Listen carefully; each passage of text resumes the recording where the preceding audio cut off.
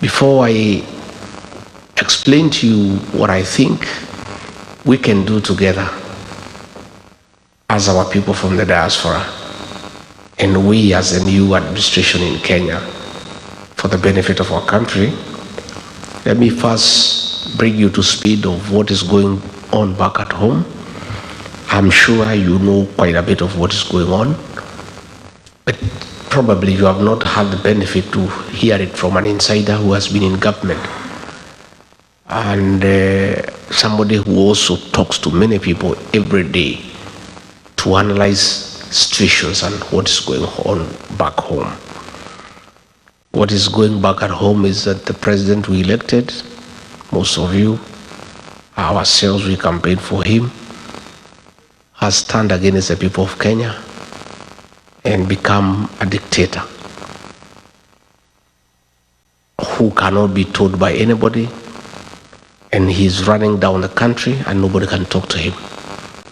And he has compromised the opposition. He has captured Parliament and Senate, and there is nobody to hold him to account. And since nature abhors vacuum, our young children, the Gen Zs, filled that space and became the opposition in Kenya and said, no, what is happening is not acceptable. It shouldn't happen, and it's within the constitutional right, freedom of speech, freedom of expression, to say no.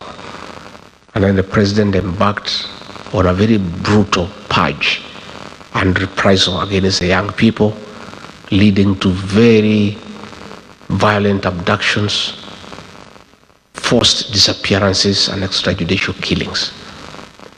And as a result, in the last 2 years, many young people between the ages of 12 up to 24 have been killed.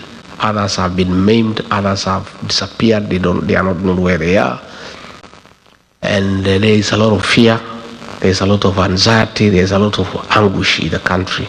As mothers, as fathers, as all of us as parents, cry for our children. Things have gotten so bad that the president doesn't fear anymore to support the killing of children publicly. His minister for Interior publicly and shamelessly gave an order of shoot to kill to policemen and said, if you see anybody near a police station, just shoot and kill, despite the fact that a police station is a public institution and Kenyans have every right to go to a police station. Instead of William Ruto admonishing the minister for going against the constitution, he went ahead and issued further orders himself that people should be shot in the leg. A president saying publicly, shoot them in the leg, harm them, then take them to hospital on their way to prison. That is how callous he has become, and he doesn't hide anymore. Is the extent of the impunity that is very worrisome to the people of Kenya. That a leader who is elected by the people has the audacity to threaten Kenyans and issue orders for them to be harmed, to be injured before they are in prison. Even before Kenyans could recover from that shock, one of his sycophants, who is a chairman of the Committee on Defense and Foreign Relations in Parliament, Nelson Koech, went ahead and said the president is wrong. He's too soft, he is too lenient. They should not be shot on the leg, they should be shot on the head. That is the kind of impunity that is in our country. And when a lot of pressure came from here in the States the other day, because the chairman of the Foreign Relations Committee in the Senate here in the US brought a bill to review the relationship of the US and Kenya in respect of the status of a non-NATO ally. They are trying to do some little interventions to deceive the United States and the world that he had been something.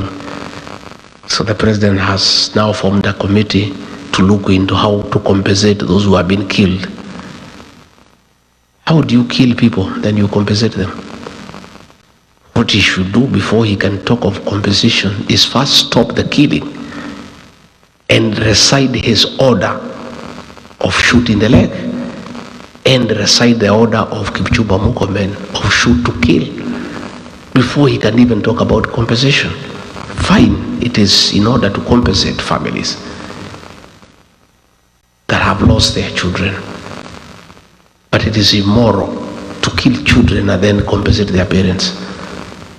Why don't you let them live? Let them live. You don't have to compensate them. If they are leaving you, there is no need for compensation. So the president needs to admit liability, apologize to the parents and to the people of Kenya, recite his order on shooting the leg, countermand his minister on shoot to kill, then we can discuss compensation.